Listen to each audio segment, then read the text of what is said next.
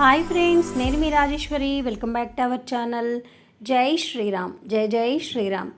Friends, ఈరోజు వీడియోలో మీరందరూ చక్కగా శ్రీరామనవమి అయితే బాగా చేసుకున్నారు, రాముల వారి ఆశీస్సులు పొందారని ఆశిస్తున్నానండి. ఈరోజు వీడియోలో మన తిరుపతిలో ఉపాధ్యాయ నగర్లో ఉన్న శ్రీ కోదండరామ ఆలయంలోని శ్రీరామనవమి ఎలా జరిగింది అంటే, ఇక్కడ శ్రీరామనవమికి ముందుగా మేము ఎలా వేడుకల్ని జరుపుకున్నాము, గుడి అలంకరణ ఏ విధంగా ఉంది, అలాగే స్వామివారికి సమర్పించిన పూలమాలలండి అవన్నీ మేము ఏ విధంగా గుడికి తీసుకెళ్తాము, ఇలాంటివన్నీ ఈ వీడియోలో షేర్ చేస్తున్నాను. ఫ్రెండ్స్, మీరందరూ చక్కగా మన రామాలయాన్ని సందర్శించి అలాగే స్వామివారికి ఏమేమి పూమాలలు తీసుకెళ్తాము, అలంకరణ ఎలా ఉంది అన్నీ ఈ వీడియోలో చక్కగా మీరు కూడా నాతో పాటు చూసేయండి.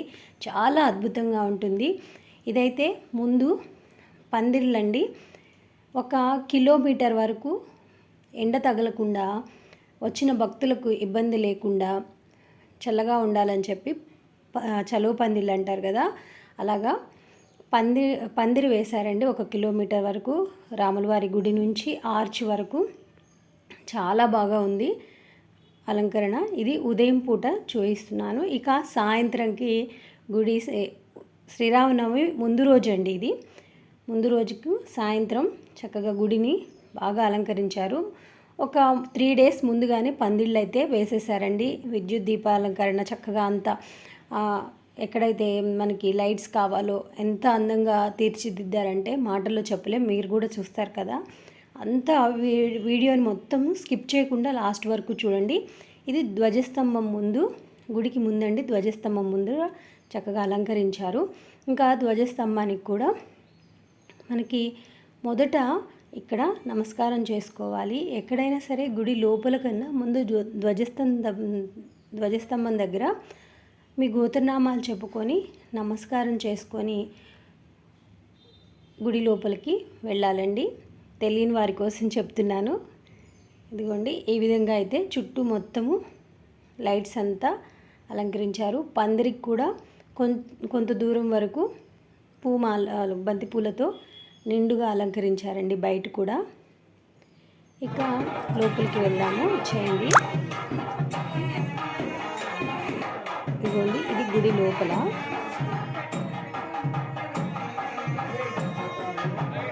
గుడి లోపల కూడా చక్కగా మామిడి తోరణాలతో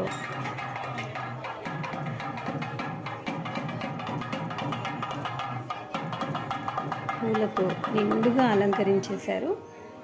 రాముల వారికి ఎదురుగా ఆంజనేయ స్వామి వారి టెంపుల్ అండి ఇది. నేను మూల విరాట్లని చూపించట్లేదు.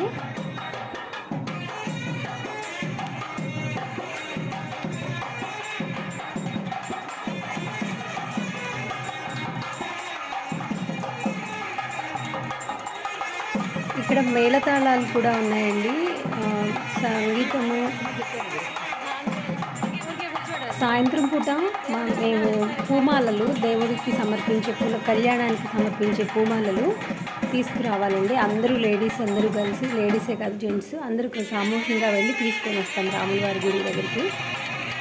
పెద్ద పెద్ద గజమాలలు అన్నీ ఉంటాయండి. ఈ మేళతాళాలతో వెళ్ళి వాటిని తీసుకొని వస్తాము. ముందుగానే ఏ మాలలు కావాలి, ఎన్ని కావాలి అన్నీ స్వామివారు పూజారి గారు చెప్పి పెట్టుంటారు. గుడి లోపలికి మంగళవాద్యాలతో అందరూ ముత్తైదులందరూ కలిసి లోపలికి తీసుకురావటం ప్రతి సంవత్సరం కూడా సామూహికంగా అలవాటండి. కాబట్టి గుడి లోపలికి తీసుకొచ్చి స్వామివారికి సమర్పించి ఆ పూమాలలకు కూడా హారతిస్తారు. ఇదిగోండి, గుడి చుట్టూతా ఒకసారి మొత్తం మీకు చూపిస్తాను. నాతో పాటు మీరు కూడా వచ్చేయండి. ఇది ఎంట్రన్స్. గుడి లోపలికి రైట్ సైడ్ వచ్చినప్పుడు ఈ విధంగా లోపలికి వెళ్ళి ఒక ప్రదక్షిణ అయితే చేసుకోవడానికి ఉంటుంది. వైకుంఠ ద్వారం లాగా అనిపిస్తుందండి. మనకి కొండ మీద కూడా లోపల స్వామివారి గుడి చుట్టూతా ప్రదక్షిణ చేయటానికి ఈ విధంగా ఉంటుంది. ఫ్రెండ్స్, మీరు ఎవరైనా మన ఛానల్ని ఫస్ట్ టైం చూస్తున్నట్లయితే ఇప్పటివరకు సబ్స్క్రైబ్ చేసుకోకపోతే సబ్స్క్రైబ్ చేసి పక్కనే ఉన్న బెల్ని కూడా యాక్టివేట్ చేసుకున్నారంటే నేను చేసే లేటెస్ట్ వీడియోస్ అన్నీ మిస్ అవ్వకుండా చూడొచ్చండి. తిరుపతిలో చాలా గుళ్ళు నేను మీకు అప్పుడప్పుడు పోస్ట్ చేస్తూ ఉంటాను. మీరు మంచిగా మీరు ఇప్పటివరకు చూడని గుడిలు నేను మీకు అప్లోడ్ చేస్తూ ఉంటాను.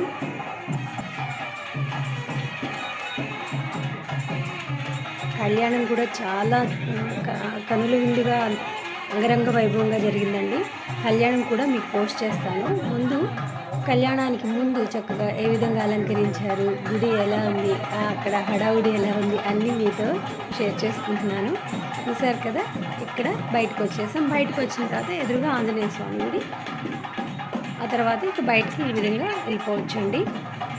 గుడి మొత్తము పువ్వులతో చక్కగా అలంకరించారు. ఇదండి బయట ఇలా దీపాలు, రంగురంగుల దీపాలతో అందంగా తీర్చిదిద్దారండి. ప్రతి సంవత్సరం కూడా ఏటేటా ఎంతో అద్భుతంగా తీర్చిదిద్దుతున్నారు. టెంపుల్కి వచ్చేవాళ్ళు కూడా బాగా ఎక్కువగా ఉందండి. ఈ ఇయర్ కళ్యాణానికి చాలామంది భక్తులైతే వచ్చారు. లాస్ట్ ఇయర్ 10,000 దాకా వచ్చినట్టు, ఇంకా అంతకన్నా ఎక్కువే. ఈ ఇయర్ అయితే 15,000కి పైనే వచ్చారు. కళ్యాణం జరిగిన తర్వాత అన్నప్రసాదం కూడా ఉందండి. ప్రతి ఒక్క భక్తులు కూడా చక్కగా వచ్చి కళ్యాణం చూసుకొని స్వామివారి దర్శనం చేసుకొని అన్నప్రసాదం తీసుకొని సాయంత్రం ఊరేగింపు కూడా ఉంది. ఆ ఊరేగింపును కూడా చూసుకొని తర్వాత రోజు పట్టాభిషేకం. ఇవన్నీ కూడా నేను ఒక్కోటి మీకు అప్లోడ్ చేస్తాను. ముందు రోజే కాబట్టి ఫ్రీగా ఉందండి కొంచెం, లేకపోతే చాలా హడావుడితో ఉంది. టెంపుల్ అయితే శ్రీరామనవమి రోజు ఇంకా వీడియో తీయటం అంతా కుదరదని చెప్పి ముందు రోజే అన్నీ తీసి మీకు పోస్ట్ చేస్తున్నాను. ఇదిగోండి మన గుడి అయిపోయింది కదా, చక్కగా ప్రశాంతంగా కొంచెం బాగానే పెద్దగానే ఉంటుందండి టెంపుల్. వచ్చిన వాళ్ళకి ఎటువంటి ఇబ్బంది లేకుండా క్యూ లైన్లు కూడా ఏర్పాటు చేశారు. ఇక కళ్యాణం కోసం ఇదిగోండి క్యూ లైన్ కోసం ఇట్లా బాగా మంచిగా అరేంజ్ చేసి పెట్టారు. గుడి వరకు బయట నుంచి ఒక 1/2 కిలోమీటర్ వరకు పైనే క్యూ లైన్ పెట్టారు. చక్కగా ఎటువంటి తోపులాటలు లేకుండా ప్రశాంతంగా దర్శనం చేసుకున్నారు. ఇక చూడండి ఫ్రెండ్స్, కళ్యాణం కోసము ప్రతి సంవత్సరం కన్నా ఇంకా ఎంతో అద్భుతంగా తీర్చిదిద్దారండి.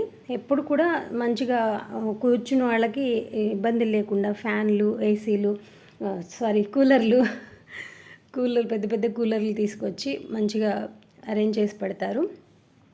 కళ్యాణం వీక్షించడానికి, ప్రశాంతంగా ఉండటానికి, పిల్లలు పెద్దలు అందరూ కూర్చోవడానికి కుర్చీలు ఏర్పాటు చేస్తారు. ఇదిగోండి మీరే చూడండి ఫ్రెండ్స్. ఇకైతే కళ్యాణ వేదికను రెడీ చేస్తున్నారండి, ఇంకా పూర్తి అవ్వలేదు.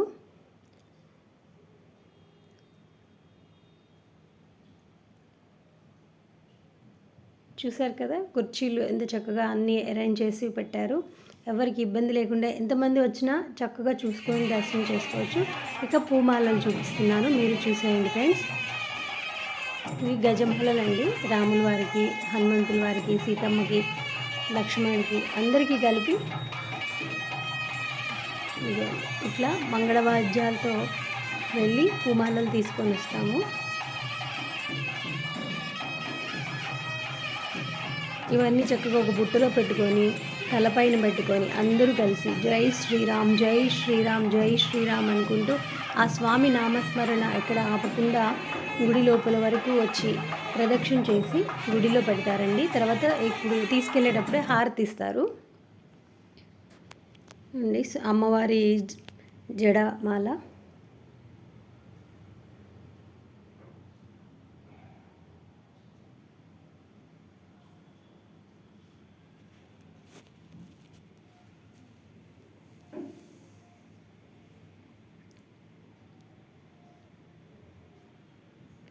గజమాలల తర్వాత సింగిల్ కలర్స్తో, ఎల్లో కలర్తో ఒక మాల, రెడ్ కలర్తో ఒక మాల, తులసి మాల ఇవన్నీ హారతిస్తున్నారు. అందరు గోవింద నమస్కారాలతో అందుకొని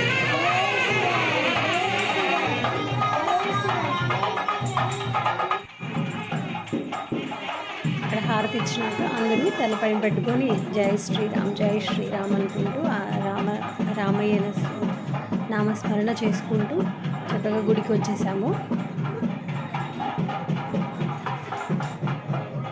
ఇలా అందరూ ప్రదక్షిణ చేసి అక్కడ పెట్టేసి ఒక ప్రదక్షిణ చేసేసి బయటకు వస్తామండి. ఇది ముందు రోజు జరిగే మా గుడిలో జరిగే కైంకర్యాలు ఇవన్నీ. ఇక ఆ రోజు రాత్రికే స్వామిని చక్కగా అలంకరించేసి తెల్లవారుజామున 4 గంటలకే స్వామివారికి తిరుమంజనం చేస్తారండి. శ్రీరామనవమి రోజు తిరుమంజనం జరిగిన తర్వాత స్వామివారిని రెడీ చేసి ఇక కళ్యాణ వేదికకి తీసుకెళ్ళిపోతారు. కళ్యాణం కూడా అద్భుతంగా జరిగింది. ఈ వీడియో మీ అందరికీ నచ్చింది అనుకుంటున్నాను. మా గుడి ఎలా ఉంది ఫ్రెండ్స్? మీకు నచ్చితే లైక్ చేయండి, షేర్ చేయండి, సబ్స్క్రైబ్ చేయడం అస్సలు మర్చిపోవద్దు. Bye friends. ఇలాంటి మంచి మంచి వీడియోస్తో మళ్ళీ కలుద్దాం. నమస్తే.